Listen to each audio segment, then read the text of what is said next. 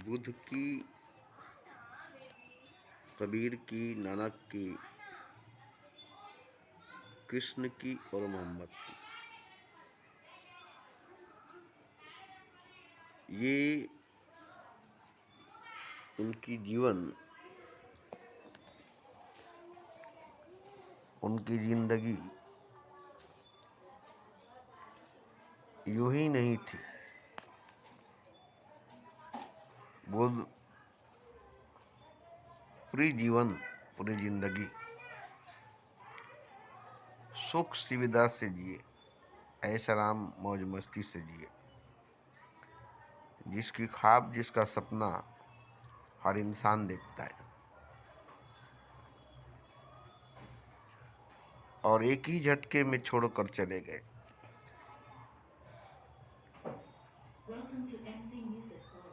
क्या है ये? बड़ी आसान बात तो नहीं है। बीवी को, बच्चे को, अपने ऐश आराम की जिंदगी को छोड़कर एक ही झटके में, एक ही रात में निकल जाना, वो भी नंगे धड़ंगे, नंगे पांव, सारे वस्त्र, सारे आभूषण उतार कर, सारे पोशाक, सारे जेवरात उतार कर।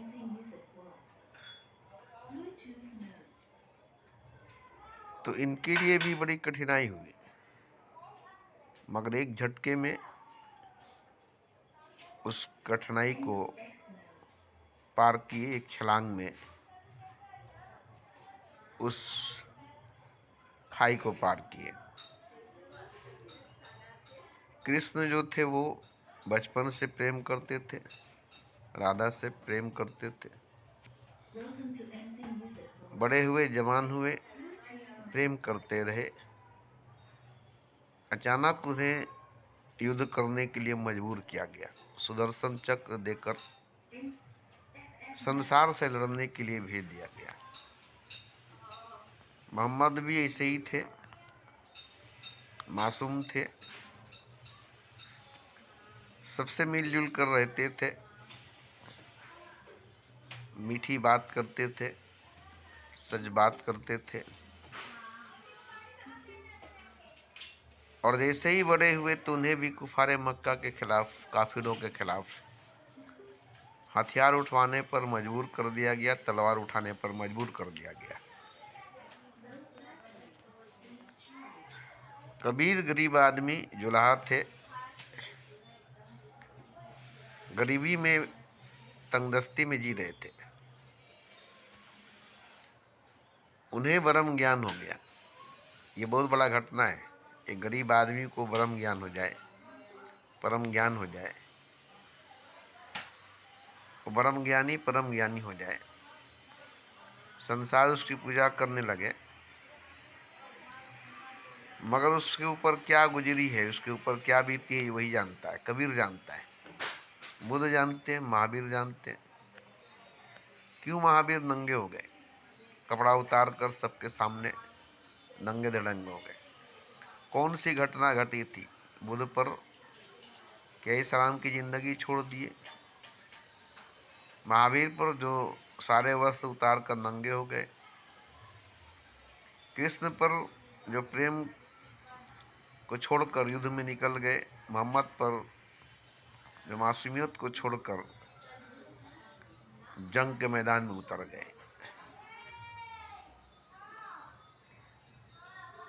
अब ये सब इनके जीवन में आई, इनकी जिंदगी में आई, और इनको मजबूरन करना पड़ा, इनसे कराया गया। इस काम को करने के लिए पैदा ही नहीं हुए थे।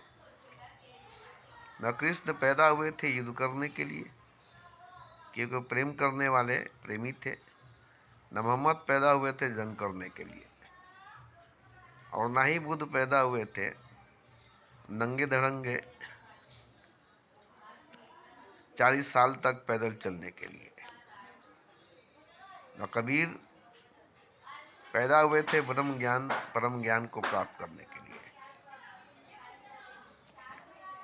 मगर ऐसे ऐसे हस्तियों को ये चीज़ मिला जो नामुमकिन थी। बुद्ध जैसे ऐश आराम मौज मस्ती के जीवन जीने वाले को अचानक घर छोड़कर जाना कृष्ण को प्रेम करने वाली जीवन से अचानक सुदर्शन चक्र उठाना, युद्ध के लिए विपुल बनाना बजाना, और मोहम्मद के लिए भी तलवार उठाना, काफिरों के खिलाफ जंग करना, ये इन सब के लिए बहुत कठिन थी। मगर ये लोग क्यों ऐसा किए? समाज के लिए, अपने लिए नहीं, समाज के लिए, समाज की भलाई के लिए, अपने लिए नहीं। इससे उनका कुछ भी फर्क नहीं पड़ा।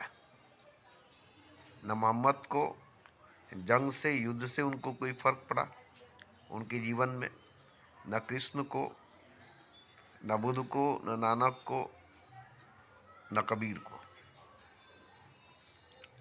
इनका ये जो जीवन आपने देखा है समाज के लिए जो किए, अपने लिए उनका जो करना था वो प्रेम था, मोहब्बत थी। जो कृष्ण ने किया, जो मोहम्मद ने किया, जो कबीर ने किया, जो नानक ने किया, जो बुद्ध ने किया। मगर जब इनके सामने समाज की बात आई तो समाज के लिए कठोरता पैदा करनी पड़ी, कठोरता को अपनाना पड़ा।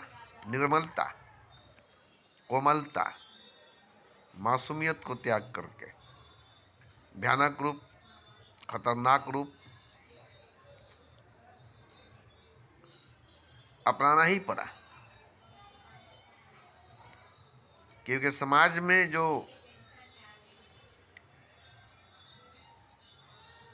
खतरे थे,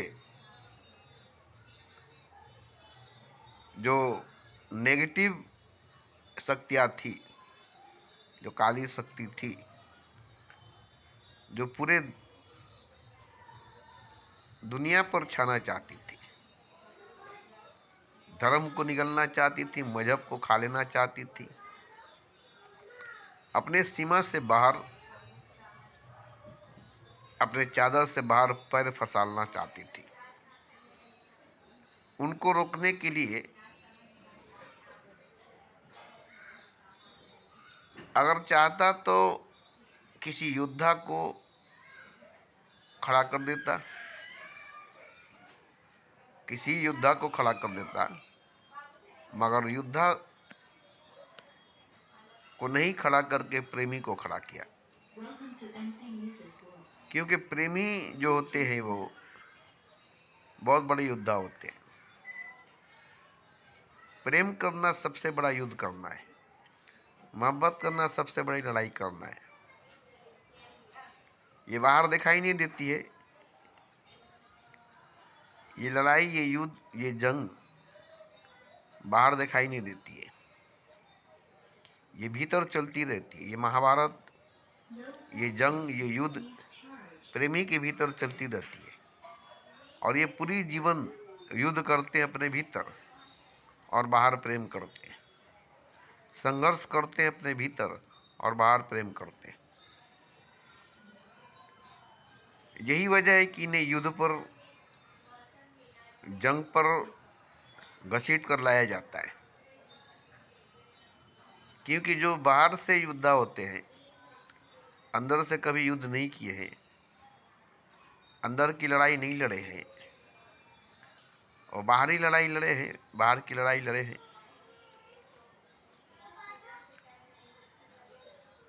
तो वो उतने काफ़ी मजबूत नहीं होते।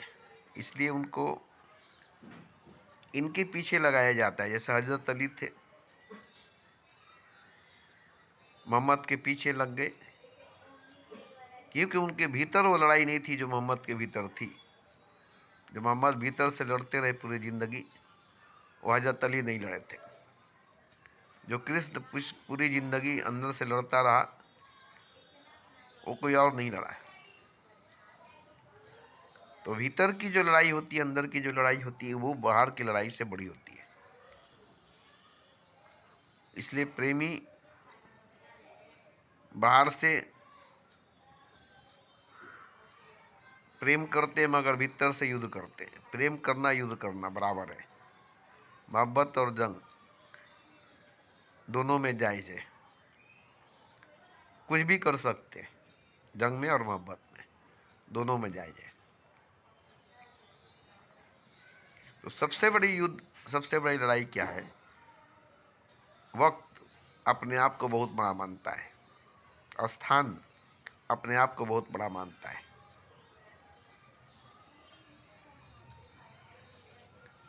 अब ये दो अपने आप को बहुत बड़ा मानता है, स्थान और वक्त, समय और स्थान, वक्त और मकाम।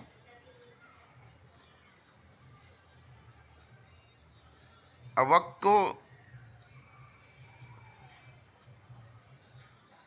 समझ में नहीं आता है, स्थान को समझ में नहीं आता है कि वक्त की वैल्यू स्थान का वैल्यू किसी ऐसे इंसान से है जिसकी वजह से वक्त की भी वैल्यू होती है और स्थान का भी वैल्यू होता है। क्योंकि हर कोई वक्त की कदर नहीं करता, स्थान की कदर नहीं करता। वक्त की कदर करने वाला, स्थान की वैल्यू देने वाला कोई अच्छा व्यक्ति होता है, जिसकी वजह से वक्त की वैल्यू होती है और स्थान की कदर होती है। वरना स्थान क्या है? कुछ नहीं है। वक्त क्या है? कुछ नहीं है। वक्त को, स्थान को मानने वाला कोई नहीं होता है। चाहे वक्त उसको जितना भी नीचा गिरा दे, स्थान उसको चाहे जितना भी नीचा गिरा दे, कोई वक्त को, स्थान को नहीं मानता है। तो वक्त और जगह, समय और स्थान, ये अपना ऊंचा मकाम बनाना चाहती है। उस जगह पर जाना चाहती है जहाँ समय नहीं है, जहाँ स्थान नहीं है।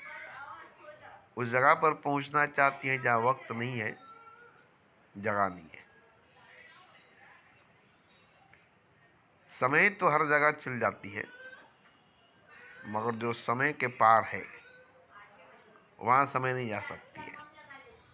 और यही वजह है कि समय के भीतर, वक्त के भीतर और स्थान पर, जगह पर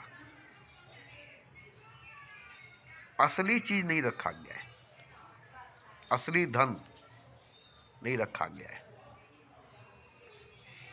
उसे वक्त से परे रखा गया है, जगह से ऊपर रखा गया है, समय से परे, स्थान से ऊपर रखा गया है। इसलिए हर मंजिल से ऊपर, हर दौर से ऊपर उठकर आप सच्चाई को, हकीकत को जान सकते हैं, पा सकते हैं।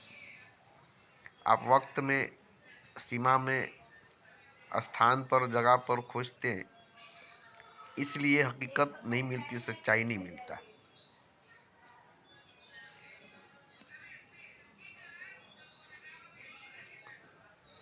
तो यहाँ एक चीज देखा गया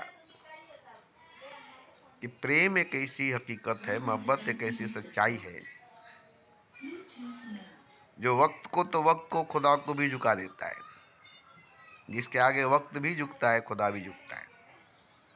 क्योंकि उसकी छलांग ऐसी है, उसकी उड़ान ऐसी है, उसकी पहुंच इतनी है, जैसे जहां वक्त नहीं, जगह नहीं, वहां क्या है? जहां समय नहीं, स्थान नहीं, वहां क्या है? जहां मंजिल नहीं, जहां रास्ता नहीं, वहां क्या है? कुछ भी नहीं है, कुछ भी नहीं है और कोई भी नहीं है।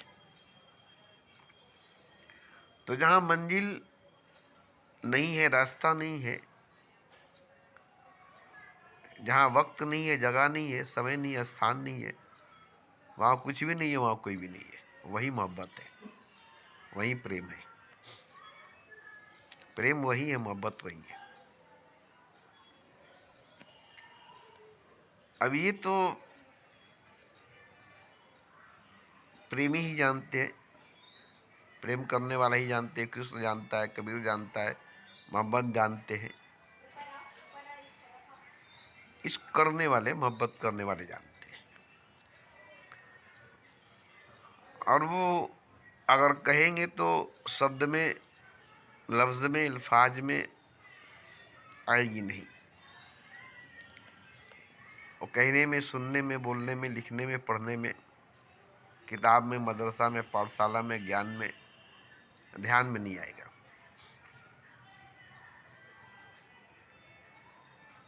आज जो मैंने देखा है, सुबह सुबह नींद टूटी और जो मैंने देखा, ऐसे मैंने बहुत पहले भी देखा है। नींद टूटी और मैंने जो देखा, कई बार देखा है, जिसका बयान मैं नहीं कर सकता, जिसका जिक्र मैं नहीं कर सकता।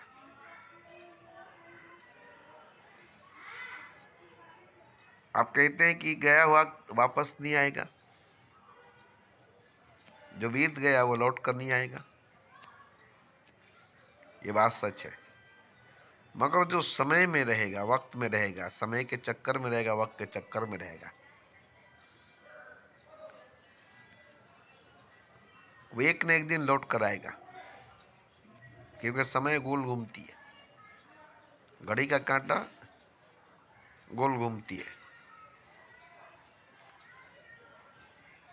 लौट कर आना ही उसको, लौट कर आएगा ही उसको।